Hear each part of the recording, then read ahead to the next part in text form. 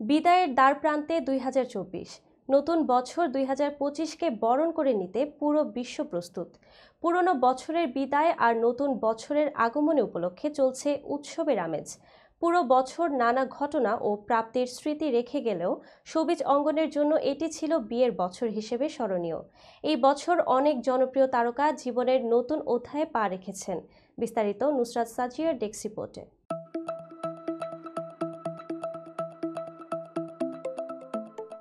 মৌসুমী হামিদ ২০২৪ সালের শুরুতেই নিজের বিয়ের খবর দিয়ে আলোচনায় আসেন অভিনেত্রী মৌসুমী হামিদ। ১১ই জানুয়ারি তিনি লেখক ও নির্মাতা আবু সাইদের সঙ্গে বিবাহ বন্ধনে আবদ্ধ হন। জানা যায় তাদের প্রেমের সম্পর্ক বেশ দীর্ঘদিনের। দুজনেরই পারিবারিক সম্মতিতে বিয়ে সম্পন্ন হয়।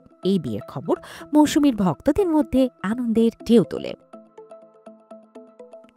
ফারহান আহমেদ জোবান মৌসুমীর বিয়ের পরদিন ১২ই জানুয়ারি ছোট পর্দার জনপ্রিয় অভিনেতা ফারহান আহমেদ জোবান বিয়ে করেন। তার স্ত্রীর নাম সাজিন আহমেদ নির্জনা। জোবানের ভক্তদের জন্য এটি ছিল একটি চমকপ্রদ খবর। জানা যায় সাজিন ঢাকার একটি বেসরকারি বিশ্ববিদ্যালয়ের শিক্ষার্থী এবং তাদের ১.৫ বছরের প্রেমের সম্পর্ক ছিল। পারিবারিক আয়োজনে তাদের বিবাহ সম্পন্ন হয়। নাজিয়া হক অর্ষা ১৪ই জানুয়ারি অভিনেত্রী নাজিয়া হক অর্ষা নির্মাতা মোস্তাফিজুর নূর ইমরানকে বিয়ে করেন। তিনি সামাজিক যোগাযোগ মাধ্যমে একটি বিশেষ বার্তা দিয়ে তাদের বিয়ের ঘোষণা দেন। তাদের বিয়ে হয় দুই পরিবারের সদস্য এবং ঘনিষ্ঠ বন্ধুদের উপস্থিতিতে। এই দম্পতি ঘরোয়া আয়োজনের মধ্য দিয়ে নতুন জীবন শুরু করেন। জিনাত শানু স্বাগতা ২৪ জানুয়ারি অভিনেত্রী ও সঙ্গীত শিল্পী জিনাত শানু স্বাগতা হাসান আজাদকে বিয়ে করেন। হাসান একজন লন্ডন প্রবাসী এবং সঙ্গীত জগতের সঙ্গে জড়িত। জানা যায় হাসান সঙ্গীত রচনা, সুর ও কম্পোজিশন করেন। তাদের বিয়েটিও ছিল পারিবারিকভাবে আয়োজন করা। স্বাগতার ভক্তরা এই সংবাদে বেশ উচ্ছ্বসিত হন।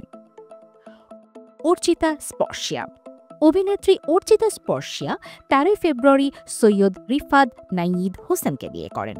তাদের বিয়ের আয়োজনটি ছিল অত্যন্ত ব্যতিক্রমধর্মী।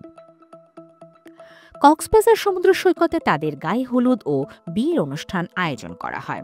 স্পর্শিয়া জানান তার স্বামী নাইদকে তার মা খুব পছন্দ করতেন। তাদের বিয়ে ছিল দুই পরিবারের সম্মতিতেই।